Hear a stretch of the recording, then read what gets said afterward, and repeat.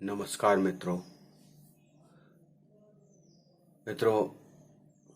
हम beyond the way के माध्यम से आपसे बातचीत करते हैं। हम निरंतर ध्यान में बैठ रहे हैं और अपने प्रभु में लीन हो रहे हैं। 1-1.5 घंटे का जो आनंद है वो हमको दिन भर में ऊर्जा से भर देता है। मित्रों, यदि हमको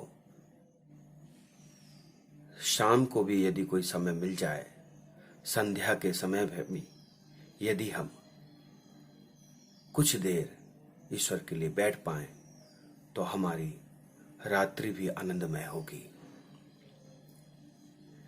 मित्रों, इस कोरोना के संक्रमण काल में हमें धैर्य और ध्यान से ही काम लेना है। हम ध्यान में रहें और हर बात को धैर्य से सुनें और उसका उत्तर दें। ये समय बहुत दिनों तक रहेगा नहीं, लेकिन इस समय की विपरीत परिस्थितियां हमसे कोई गलत निर्णय ना करा लें, इसके लिए सदैव सचेत रहें। मन, बुद्धि और वाणी पर नियंत्रण रखें।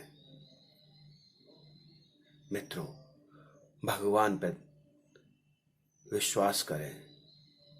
एकमात्र वही एक ऐसी शक्ति है जिसके साथ रहने से और जिसमें मग्न रहने से ही हम इस विपरीत परिस्थिति से आसानी से निकल सकते हैं।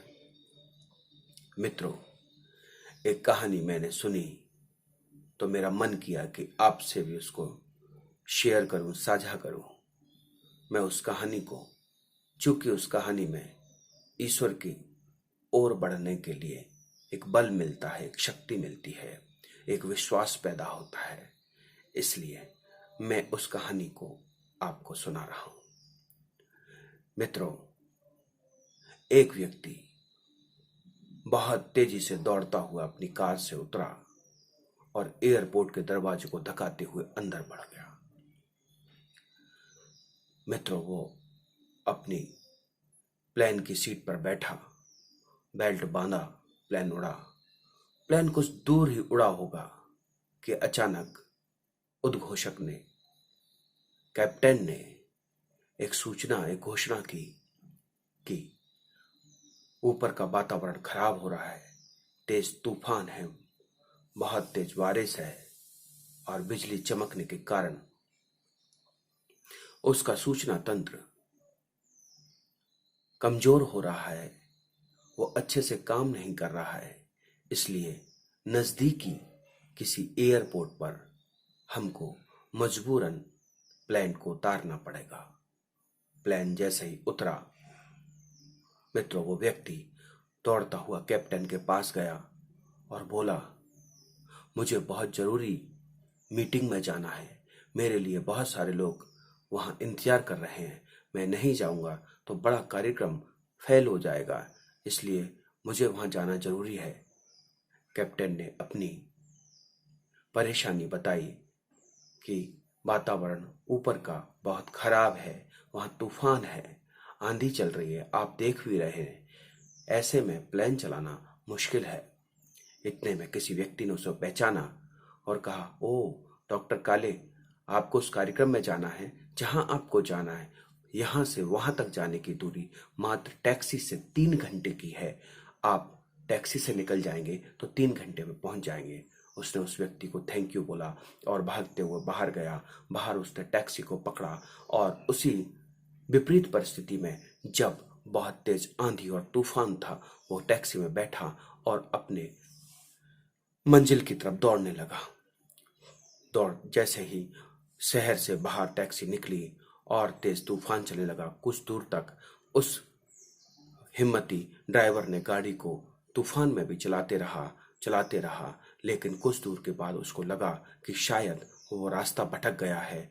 तब उसने गाड़ी को एक और रोका तो देखा आसपास कुछ नहीं था, एक छोटा सा घर बना हुआ था। मित्रों, वो दौड़ते हुए उस घर की ओर भागा, साथ में पीछे से वह डॉक्टर काले भी भागे और वह दोनों अंदर दरवाजे के पास खड़े होकर दरवाजा खटखटाने लगे। खटखटाते ही अंदर से आवाज आई, जो भी कोई है वो अंदर आ जाए, दरवाजा खुला है। मित्रों, वो कपकपाते हुए भयभीत थे। बिजली बहुत तेज कड़क रही थी। तूफान इतना तेज था कि आगे का रास्ता समझ पाना मुश्किल था। बारिश तो ऐसी की जैसे आज सब कुछ डुबो देगी। मित्रों, वो इस भयावह स्थिति में उस दरवाजे को खोल के अंदर चले गए और अंदर जाके देखा तो एक बुढ़िया कुछ अनुष्ठान कर रही है। वो हनुमान अष्टक का पाठ कर रही है। कौन सो संकट मोरे गरीब को, जो तुमसे नहीं जाते टारो। बेग हरो हनुमान महाप्रभु, जो कुछ संकट होए हमारो। को नहीं जानत है जग में, कभी संकट मोचन नाम त्यारो। इस तरह से बोलती बोलती पाठ कर रही है। उसके बाजू में एक छोटा सा बच्चा कंबल में लिपटा हुआ पड़ा है, जिसको बीच बीच में वो हिला देती है और फिर अपना पाठ करने लगती है। हड़बड़ाहट में डॉक्टर ने बोला, माई कोई फोन है, मुझे फोन करना है।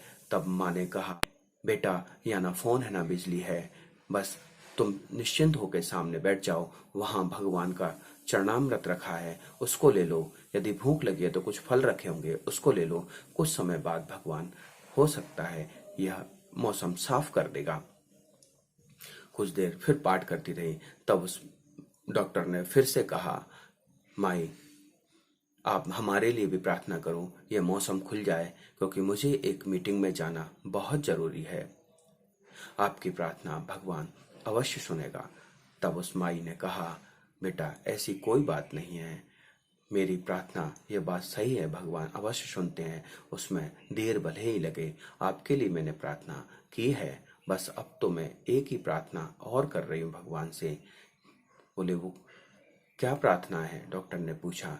बेटा, ये जो मेरा छोटा सा बच्चा लेटा हुआ है, ये मेरा पोता है। इसके माँ बाप दोनों गुजर गए हैं। इसकी जिम्मेदारी मेरे पास है, लेकिन इसको कोई एक भयानक बीमारी है जिसके लिए कोई भी डॉक्टर इसको ठीक करने को तैयार नहीं है। यदि जब हम पूछते हैं तो डॉक्टर कहते हैं कि एम्स में दिल्ली एक बड़े डॉक्टर हैं, जिनका नाम मैं भूल रही हूँ, पता नहीं है क्या, कुछ काले डॉक्टर काले हैं, उन उन वो ही इसको ठीक कर सकते हैं, ऐसा लोग कहते हैं। लेकिन मैं बुढ़िया कहाँ दिल्ली, कहाँ एम्स में एडमिशन करा पाऊंगी। इसलिए बस भगवान से प्रार्थना करके ही इसको ठीक करने के लिए उनसे प्रार्थना कर रही हूँ। डॉक्टर काले के सुनते ही होश उड़ गए। वो रोने लगे, आंसू बहने लगे, गला कपकपाया। बोले, माई तेरी प्रार्थना में बहुत दम है। तेरी प्रार्थना ने तूफान मचा दिया। तेरी प्रार्थना ने बिजली कड़कड़ा दी। तेरी प्रार्थना ने प्लेन को नीचे उतार दिया। तेरी प्रार्थना ने मेरी कार को रास्ता भटका दिया और यहां तक ले आया। मैं तेरे भगवान को मान गया, तेरी प्रार्थना को मान गया, जो तेरी प्रार्थना को पूर्ण करने के लिए उसने मुझे यहां तक बुला लिया। मित्रों, ये भगवान की प्रार्थना का फल है। यदि हम उससे जुड़े रहेंगे तो वो रास्ता खुद ढूंढता है। वो आपके दरवाजे तक भी लोगों को पहुंचा देगा मदद के लिए। आप निश्चिंत रहिए, अपने ध्यान में उसको खोजिए, उससे बात करिए, 2 क्षण उसको अवश्य दीजिए। आपको शक्ति उसी से मिलेगी और दुखों से मुक्ति भी। नमस्कार, जय बजरंग।